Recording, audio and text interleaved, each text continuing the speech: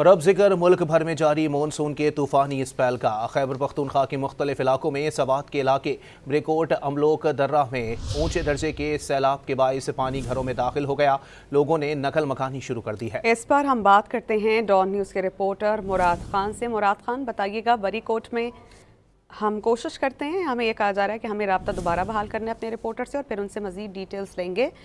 खैबर पख्तूनख्वा के मुख्तलिफ इलाकों में स्वात के इलाके बरीकोट अमलोक दर्रा में ऊंचे दर्जे का सैलाब है और इन तमाम लोगों को महफूज मकामात पर पहुंचाने का सिलसिला शुरू हो गया है, क्योंकि जो सैलाब है उस बायस पानी घरों में दाखिल हो गया। आप लेटेस्ट फुटेजेस डॉन न्यूज़ की स्क्रीन पर देख सकते हैं। स्वात में कोकारी और पंजीग्राम नदी में तुगयानी है, जिससे गाड़ियां बह गई हैं, फसलें तबाह हो गई हैं।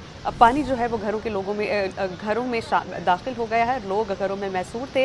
इससे कबल लोगों को वार्निंग जारी कर दी गई थी कि वो महफूज मकामात पर मुंतकिल हो जाएं और हम देख रहे हैं कि इंतज़ामिया भी हरकत में आ चुकी है और कोशिश यही की जाएगी कि तमाम अफराद को महफूज मकामात पर मुंतकिल कर दिया जाए।